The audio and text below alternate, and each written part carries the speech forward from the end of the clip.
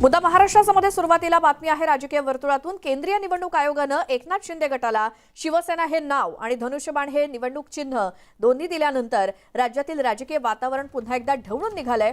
या दरम्यान शिवसेनेतील एकनाथ शिंदेंसोबतचे आमदार थोड्याच वेळात सभापती राहुल नार्वेकर यांची भेट घेऊन महत्त्वाची मागणी करणार आहेत। 27 फेब्रुवारीपासून होत असलेल्या अधिवेशन बजेटमध्ये शिवसेनेचं विधिमंडळातील अधिकृत कार्यालय हे एकनाथ शिंदे गटाला देण्यात यावं अशी मागणी शिंदे गटाचे आमदार विधानसभा अध्यक्षांकडे करणार आहेत। आमचे प्रतिनिधी अजित मांढरे आपल्यासोबत फोन लाईनवरती आहेत। अजित, शिंदे गटाचे सर्व आमदार विधानसभा अध्यक्षांच्या भेटीला जात आहेत, त्याबद्दल सविस्तर। ज्या पद्धतीनं सर्व हालचालींना वेग आलेला आहे, यामुळे शिंदे गट म्हणजे आता शिवसेना जी आहे ती कोणत्याही परिस्थितीमध्ये एकही कार्यालय किंवा जे ऑफिस आहे ते ठाकरे गटाकडे असलं तर ते घेण्याचं किंवा अधिकृतपणे आपला कसा अधिकार आणि संपूर्णपणे शिवसेना ही आपली कशी आहे हे कायदेशीररित्या आणि योग्य मार्गाने जाण्याचा प्रयत्न करत आहे। कारण का निवडणूक आयोगाने जे चिन्ह दिलं होतं त्या पद्धतीनं शिवसेना हे नाव दिलेलं आहे आणि या नावानंतर आता 27 फेब्रुवारीपासून जे अर्थसंकल्पीय अधिवेशन होणार आहे त्या अर्थसंकल्पीय अधिवेशनाकरता विधिमंडळातील शिवसेना पक्षाचं कार्यालय जे आहे ते पूर्णतः शिवसेना पक्षाला म्हणजेच शिंदे गटाला मिळावं याकरता मागणी केली जाणार आहे। आणि अर्थात त्यावरती आता विधानसभा अध्यक्ष जे आहेत त्यांचं मत काय देतात हे देखील महत्त्वाचं आहे।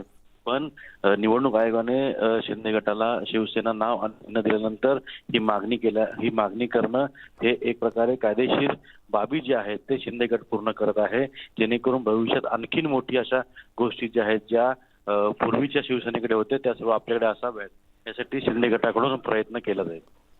जी अजित, धन्यवाद तुम्ही दिलेल्या माहितीसाठी। आणि ज्यावेळेला शिंदे गटातले सर्व आमदार विधानसभा अध्यक्षांच्या भेटीला जातील प्रत्यक्ष, त्यावेळी पुन्हा एकदा सगळी माहिती घेऊयात काय नेमकी त्यांच्याकडनं मागणी केली जाते। मात्र आज विधानसभा अध्यक्ष राहुल नार्वेकर यांची भेट घेणार आहेत शिंदे गटातले सर्व आमदार।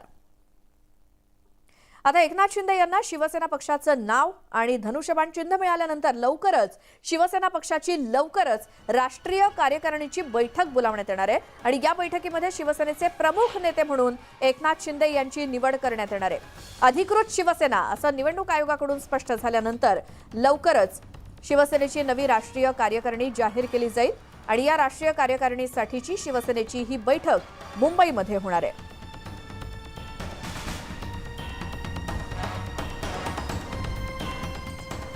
शिवसेना पक्षाचं नाव आणि चिन्ह एकनाथ शिंदेंना देण्याचा निर्णय निवडणूक आयोगानं दिल्यानंतर ठाकरे गटानं आता आपल्या ट्विटर अकाउंट आणि वेबसाईटवरून धनुष्यबाण हे चिन्ह हटवलंय। पक्ष कार्यालय आणि इतर ठिकाणावरून नाव आणि चिन्ह बदलण्यास ठाकरे गटानं सुरुवात केली आहे। शिवाय आपल्या अधिकृत ट्विटर अकाउंट आणि पक्षाच्या वेबसाईटवरून धनुष्यबाण हे चिन्ह हटवण्यात आलंय।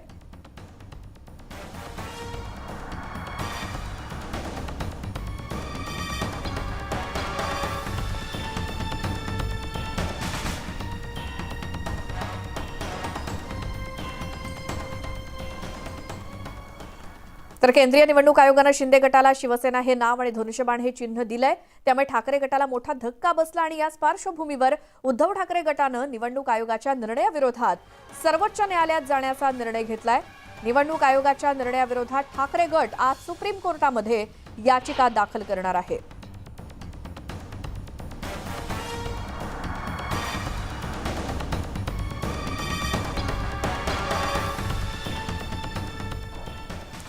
सर्वोच्च न्यायालयातील सत्ता संघर्षावरची सुनावणी उद्यापासून सलग 3 दिवस होणार आहे। सरन्यायाधीश DY चंद्रचूड यांच्या अध्यक्षतेखाली घटनापीठापुढेच ही सुनावणी होणार आहे आणि गेल्या आठवड्यामध्ये घटनापीठासमोर सलग 3 दिवस सुनावणी सुरू होती आणि आता देखील पुढची सुनावणी सलग 3 दिवस होणार आहे।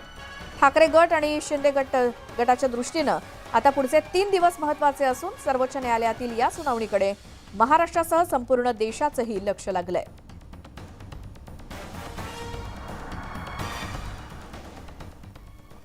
राज्यामध्ये सत्ता संघर्ष सुरू असून आरोप प्रत्यारोपांच्या जोरदार फैरी रंगल्याचं पाहायला मिळतंय आणि शिवसेना पक्ष आणि धनुष्यबाण चिन्ह गमावलेल्या उद्धव ठाकरेंवरती भाजपकडून आता हल्लाबोल करण्यात येतोय।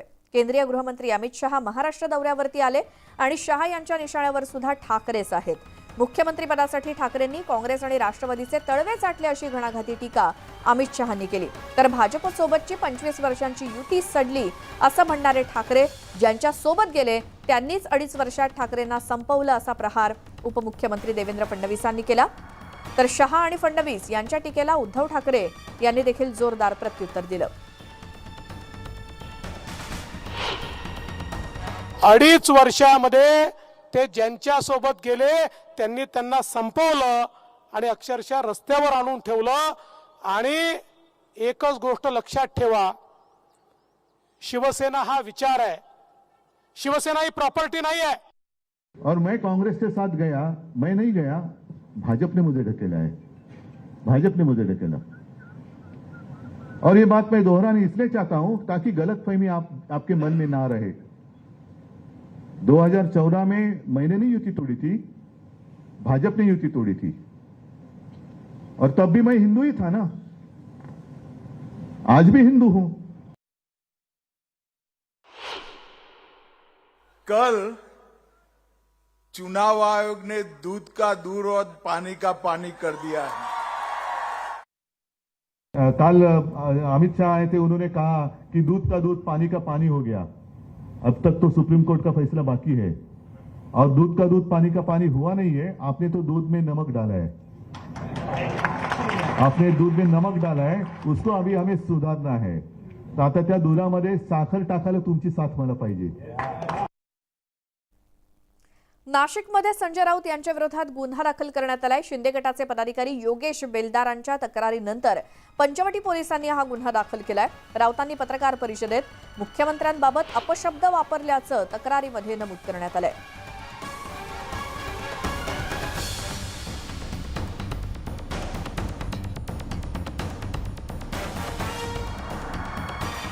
संजय राऊत काही पण बडबडतात आणि काही वक्तव्य करतात.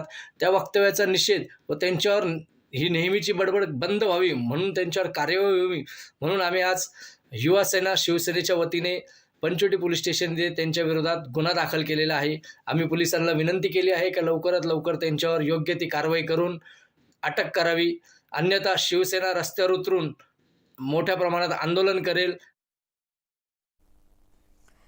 तर पुढची बातमी आहे, धनुष्यबाणाची डील ही 20,000 कोटी रुपयांमध्ये झाली असा गौप्यस्फोट संजय राऊतांनी केला होता. यावरती पाणीपुरवठा मंत्री गुलाबराव पाटील यांनी संजय राऊतांवरती निशाणा साधलाय.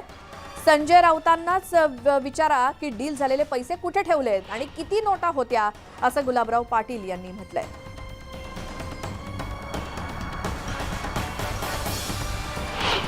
काल संजय राऊतांनी म्हणलं की जे धनुष्यबाणाची डील झाली ती 20,000 कोटी रुपये देऊन झाली. दुसरं राहिलं काय आता, कुठे ठेवले पैसे त्यांना विचारून घ्या, नोटा किती होत्या काय. पुण्यातल्या बालगंधर्व चौकामध्ये एमपीएससीचे विद्यार्थी आंदोलन करतायत. एमपीएससीच्या निर्णयाची अंमलबजावणी व्हावी या मागणीसाठी हे आंदोलन केलं जात आहे. या आंदोलनामध्ये काँग्रेसचे प्रदेशाध्यक्ष नाना पटोले आणि काँग्रेसचे मुख्य प्रवक्ते अतुल लोंढे हे देखील सहभागी होणार आहेत.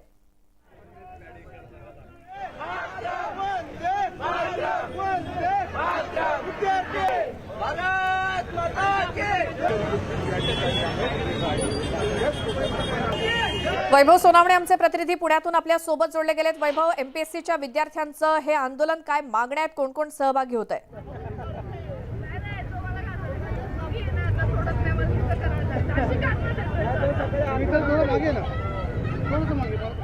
बालगंधर्वाच्या चौकामध्ये हे आंदोलन जे आहे ते एमपीएससीच्या विद्यार्थ्यांनी सुरू केलंय. मागणी पुन्हा तीच आहे, जो नवा अभ्यासक्रम आहे तो 2025 पासून लागू करावा. सरकारनं कॅबिनेटमध्ये निर्णय घेतलेला होता, मात्र त्याबाबतचं नोटिफिकेशन जे आहे ते आयोगाकडून निघालेलं नाही आणि त्याच्यामुळं हे विद्यार्थी आंदोलन करत आहेत. साहजिक विद्यार्थी आले की त्यांच्यासोबत राजकीय पक्ष येतातच. या राजकीय पक्षांचे पदाधिकारी जे आहेत ते सुद्धा या आंदोलनामध्ये सहभागी झालेले आहेत. नाना पटोले हे काही वेळामध्ये सहभागी होतील असं सांगितलं जातंय, मात्र प्रत्यक्षात ते अजून इथं आलेले नाही. अतुल लोंढे यांचंही नाव होतं, तेही आलेले नाही. मात्र महाविकास आघाडीचे विद्यार्थी संघटनांचे पदाधिकारी जे बरं वैभव, थोडंसं थांबवते, पुन्हा तुमच्याकडे येऊच. मात्र सध्या फडणवीस बोलतायत, तिथे जाऊयात. कुठलंही कन्फ्युजन होऊ नये याकरताच काल शिवसेनेचे खासदारही आमच्या मंचावर होते आणि अतिशय स्पेसिफिकली एनडीए म्हटलंय त्यांनी, मोदींच्या पाडल्यात टाकताना एनडीए म्हटलंय. त्यामुळे कृपया कन्फ्युजन क्रिएट करू नका, ते होणार नाही. आम्ही आमचा सगळा फॉर्म्युला ठरलाय तो योग्य वेळी आम्ही जाहीर करू आणि योग्य रिप्रेझेंटेशन जसं मागच्या काळात शिवसेनेला मिळायचं तसंच रिप्रेझेंटेशन हे शिवसेनेला मिळत राहील. अमित शहा शत्रू नंबर 1 आहे असं उद्धव ठाकरेंनी काल काय त्यांनी ठरवायचा कोणाचा काय क्रमांक. आम्ही कधी कोणाला शत्रू मानलं नाही. आम्ही वैचारिक विरोधक मानतो. त्यांनी शत्रू मानायचं शत्रू मानावं. पक्ष आणि चिन्हासाठी 2000 कोटीचा सौदा. देवेंद्र फडणवीसांना विचारलं असता अर्थात शत्रू मानलं जात आहे तुम्हाला किंवा अमित शहा यांना, त्यावरती फडणवीसांनी दिलेलं अतिशय हुशारीनं उत्तर ते म्हणजे आम्ही आतापर्यंत वैचारिक विरोधक मानायचो मात्र तुम्ही शत्रू मानताय, अशी टीका त्यांनी उलट ठाकरे गटावरती केली आहे. आणि आता पुन्हा जाऊयात आपण पुण्यातल्या बातमीकडे, कारण तिथे एमपीएससीच्या विद्यार्थ्यांचं आंदोलन सुरू आहे आणि आमचे प्रतिनिधी वैभव सोनावणे आपल्यासोबत.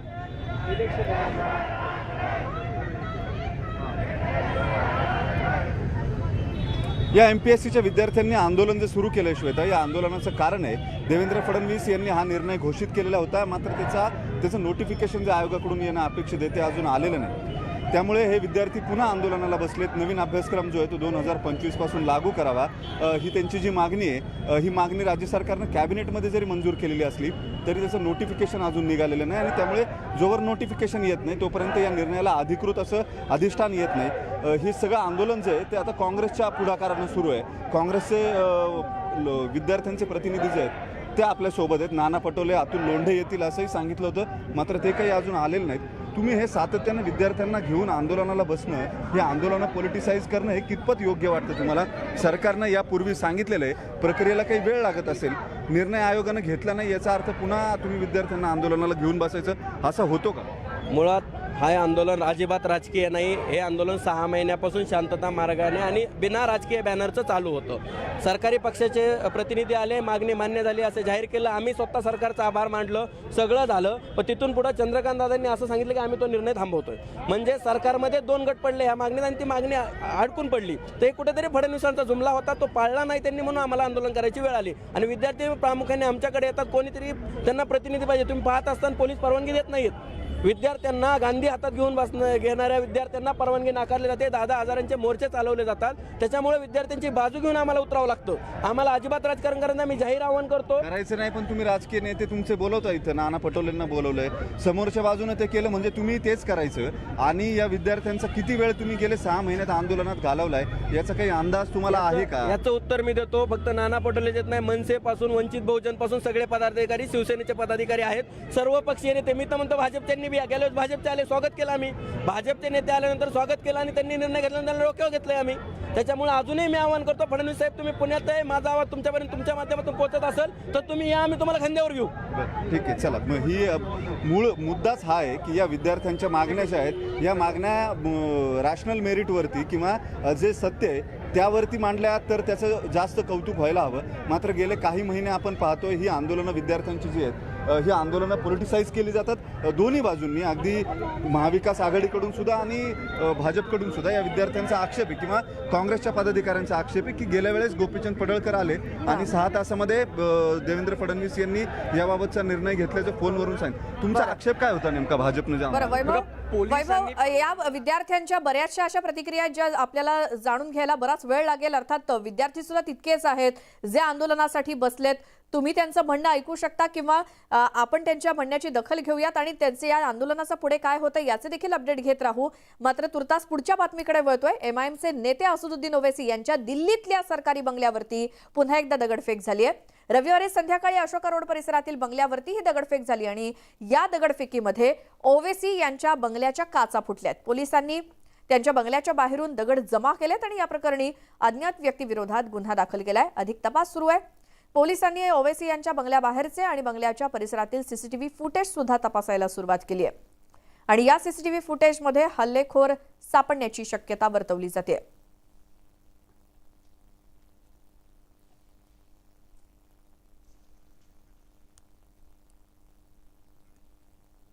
महाराष्ट्राचं कुलदैवत असलेल्या जेजुरीच्या खंडेरायाची आज सोमवती यात्रा आहे आणि या निमित्तानं हजारो भाविक जेजुरीमध्ये आलेत. सोमवती यात्रेची ड्रोनच्या माध्यमातून टिपलेली ही नयनरम्य दृश्य न्यूज 18 लोकमतच्या प्रेक्षकांसाठी.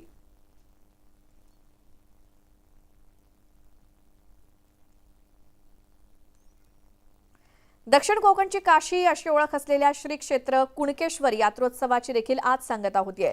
देवस्वरांच्या पवित्र तीर्थस्नानानं ही सांगता होईल. कोरोना महामारीनंतर पहिल्यांदाच खुल्या वातावरणात यात्रोत्सव झाल्यामुळे भाविकांच्या गर्दीनं अगदी उच्चांक गाठला. गेले 3 दिवस लाखो भाविकांनी कुणकेश्वराचं दर्शन घेतलं. केंद्रीय मंत्री नारायण राणे यांनी देखील सहकुटुंब कुणकेश्वराची पूजा करून आशीर्वाद घेतले आणि यात्रोत्सवात व्यापाऱ्यांची कोट्यवधी रुपयांची उलाढाल झाल्याचं देखील सांगितलं जातंय.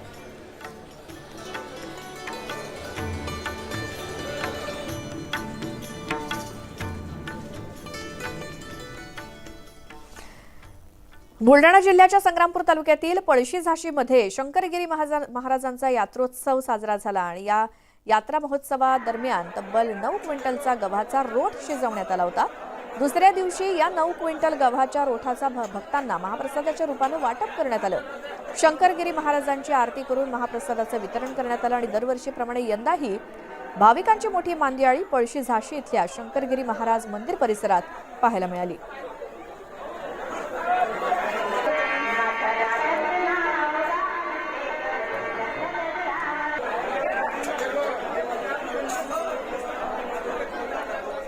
आज संपूर्ण देशभरात सोमवती अमावस्या साजरी होते. उत्तराखंडमधील गंगा आणि तिच्या उपनद्यांच्या घाटावरती पहाटेपासूनच भाविकांची गर्दी झाली आहे. भाविकांनी स्नानानंतर पूजा आणि दान सुद्धा केलंय.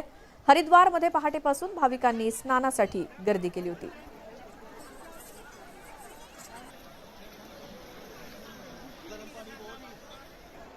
सोमवती अमावस्या स्नान के पर्व के उपलक्ष्य में विशेष राजस्थान से दल स्नान करने आया और हम सब लोगों ने स्नान किया और बहुत अच्छा लगा. और हिंदू संस्कृति में भी विशेष सोमवती अमावस्या का एक महत्व होता है. उसी महत्व के अनुसार हम लोग भी स्नान करने आए. बहुत अच्छा लग रहा है. हम सबको बोलेंगे कि आप सब भी आए और सोमवती अमावस्या पे यहाँ स्नान करें. भीड़ तो देखो सबकी श्रद्धा होती है. अगर कोई नहीं आएगा तो हमारे जैसा का भी मन कैसे करेगा आने का. इसी को देख के एक दूसरे का उत्साह बढ़ता है. बॉलिवूड अभिनेता नवाजुद्दीन सिद्दीकी पुन्हा अडचणीत आला. एकीकडे पत्नी आलिया सिद्दीकीनं नवाजुद्दीनवरती गंभीर आरोप केले तर आता मोलकर्णीनं सुद्धा अभिनेत्यावरती तिला दुबईमध्ये एकटं सोडून पगार न दिल्याचा आरोप केलाय. नवाजुद्दीन सिद्दीकीची मोलकरीण सपना रॉबिन हिनं ट्विटरवरती रडतानाचा आणि मदतीची याचना करतानाचा एक व्हिडिओ शेअर केलाय. वकील रिजवान सिद्दीकी यांनी या मुलीचा व्हिडिओ ट्विटरवरून शेअर केला असून सपनानं या व्हिडिओमध्ये तिची व्यथा सांगितली आणि तिनं तो व्हिडिओ